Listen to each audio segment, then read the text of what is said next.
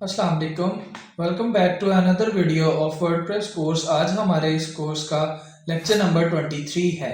जैसा कि last lecture में हम देख चुके हैं हमारे वर्डप्रेस के यूज़र्स के हवाले से, हमारी वेबसाइट के यूज़र्स के हवाले से, ठीक है। और अब तक जो है वो हम ओवरऑल अपनी चीज़ों को देख चुके हैं। अपने डैशबोर्ड के अंदर हमने पोस्ट को पढ़ लिया, मीडिया को मैनेज करना सीख लिया, पेजेस क्रिएट करने सीख लिए, कमेंट्स को देख लिया, कॉन्टेक्ट फॉर्म देख लिए, कुछ प्लगइन्स थे उनके हवाले से हमने चीज़ों को डिस्कस किया, ठीक है। अपीयरेंस के तकरीबन सारी चीज़ों को हमने डिस्कस कर लिया। यूज़र्स को हमने देख लिया किस तरह हम जो है वो रिस्ट्रिक्शंस वगैरह दे सकते हैं, किसको कम एक्सेस के साथ जो है वो हम अपना एडमिन पैनल दे सकते हैं। ये वो सारी चीज़ें जो है जो हम इस टाइम पे कर चुके हैं। तो अब हमारे पास जो नेक्स्ट मेन्यू आता है वो है हमारा टूल्स। तो आज का हमारा टॉपिक भी यही है कि एक्सप्लोरिंग द वर्डप्रेस टूल्स। तो टूल्स में हमारे पास कुछ टूल्स के ऑप्शंस अवेलेबल हैं, जैसा कि अवेलेबल टूल्स हैं, इंपोर्ट है, एक्सपोर्ट है, साइट हेल्थ है।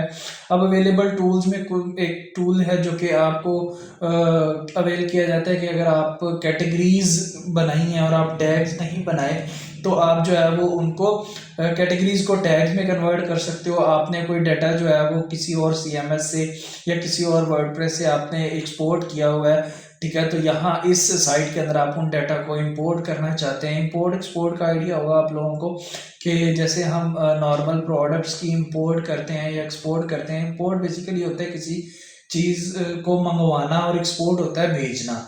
तो इंपोर्ट यहाँ पर हम इस चीज़ के लिए यूज़ करते हैं कि हमने कोई दूसरी सीएमएस जो है उससे जो अपना डाटा है वो इस वेबसाइट या स्टोर के अंदर इंपोर्ट करना है, एंटर करना है, ठीक है। एक्सपोर्ट ये है कि हमारे पास जो है यहाँ पर जितना डाटा है इसको हम अगर किसी और जगह पर यूज़ करना चाहते हैं तो वो साइट हेल्थ में हमारे जो साइट की परफॉर्मेंस है उसके हवाले से बताता है। और अगर आप पर्सनल डाटा को एक्सपोर्ट करना चाहते हैं तो उसका टूल अवेलेबल है, और अगर आप इरेज करना चाहते हैं तो उसका टूल एक अवेलेबल है, ठीक है। हम यहाँ पे चूज करके चेक करते हैं कि हमारे पास अवेलेबल टूल्स के अंदर जो है वो कौन कौन से टूल्स अवेलेबल हैं। हमारे पास यहाँ पे कैटेगरीज एंड टैग्स कन्वर्टर है। यहाँ पर बेसिकली अगर मुझे ये कन्वर्टर चाहिए तो मैं यहाँ पे इस पे क्लिक करूँगा और ये जो है वो मुझे इस ऑप्शन पर ले आएगा। यहाँ पर हमारे पास ये सेकंड ऑप्शन जो है, जैसा कि इंपोर्ट का ऑप्शन है, ये इंपोर्ट के ऑप्शन के अंदर हमारे पास ये सारे ऑप्शंस आते हैं कि वर्डप्रेस से अगर कोई चीज़ इंपोर्ट करनी है, कोई टम्बलर से करनी है, आरएसएस से करनी है, लाइव जर्नल से करनी है, ब्लॉगर साइट से करनी है, तो आप यहाँ से जिसका भी आप करना चाहते हैं आप यहाँ पे इंस्टॉल नाउ पे क्लिक करेंगे, ये आपको इंस्टॉल कर देगा इसको, ठीक है।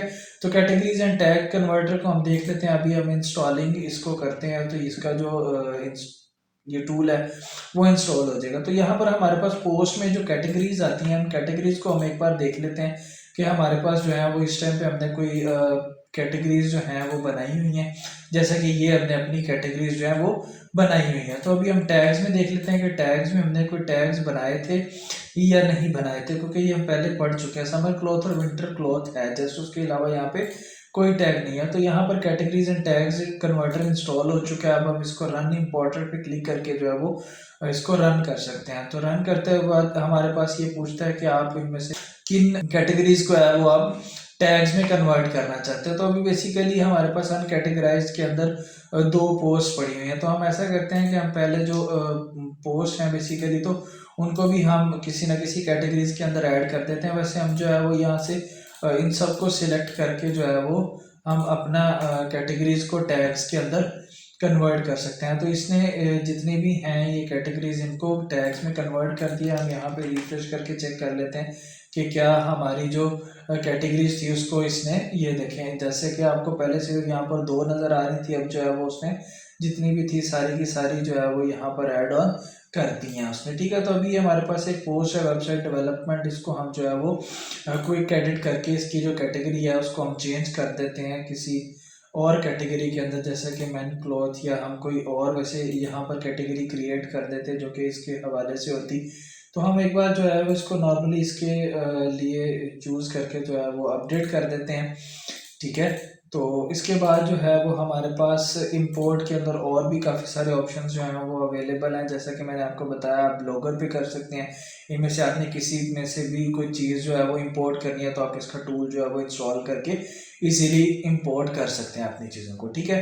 तो अभी हम चलते हैं अपने एक्सपोर्ट की तरफ। अभी वो पूछ रहा है कि आप टोटली कंटेंट को यहाँ इस साइट के एक्सपोर्ट करना चाहते हैं या आप किसी एक आधी चीज़ को एक्सपोर्ट करना चाहते हैं, तो यहाँ पर देखिए जैसे ये पोस्ट है, तो अगर मैं पोस्ट को अकेले को क्लिक करता हूँ तो वो कहता है अगर आप कैटेगरीज ऑल कैटेगरीज को चूज़ करना चाहते हैं या फिर आप जो है वो अनकैटेगरी या जो भी कैटेगरी में सिलेक्ट होती है वो पोस्ट, वो कैटेगरीज आपको यहाँ पे शो होती है। तो अगर आप सारी कैटेगरीज की पोस्ट को शो करना चाहते हैं तो आप ऑल पे क्लिक कर देंगे।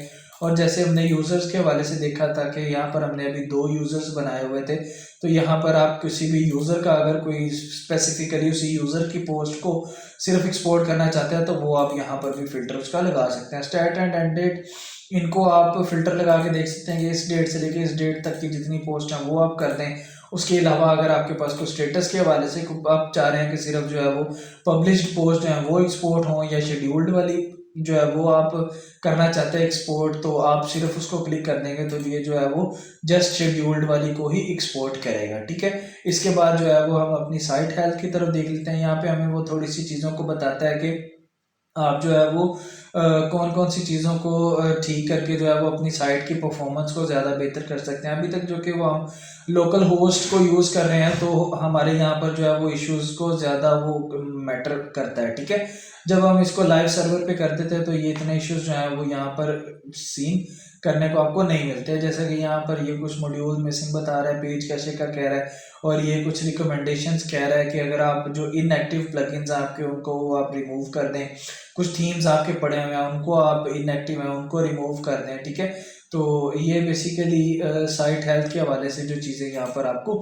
शो करता है। ठीक है, तो उसके बाद हमारे पास जो है एक्सपोर्ट पर्सनल डाटा, अगर आप कोई पर्सनल डाटा जो है वो अपना एक्सपोर्ट करना चाहते हैं तो आप जिस भी लॉगिन से लॉगिन किया हुआ है आपने जिस एडमिन से, ठीक है, तो आप उसकी ईमेल या यूज़र नेम यहाँ पे लिख के तो रिक्वेस्ट सेंड कर सकते हैं, तो आपकी जो ईमेल है उस पर जो है वो आपका डाटा जो है सेंड हो सकता है। इसी तरीके से अगर आपने कोई इरेज करना हो डाटा तो आप उसी तरीके से यहाँ पर जो है वो रीरेजिंग की भी रिक्वेस्ट जो है वो सेंड कर सकते हैं। ये बेसिकली आपके टूल्स के हवाले से है जो कि अभी तक हम ऊपर जितने भी हमारे मेन्यू हैं साइड बार के, मोस्टली हम सारी चीज़ों को ओवरऑल कंसिडर कर चुके हैं और उनको अच्छे से देख चुके हैं, उस पर प्रैक्टिस कर चुके हैं। तो होप सो आपको आज का लेक्चर भी अच्छे से समझ आया होगा।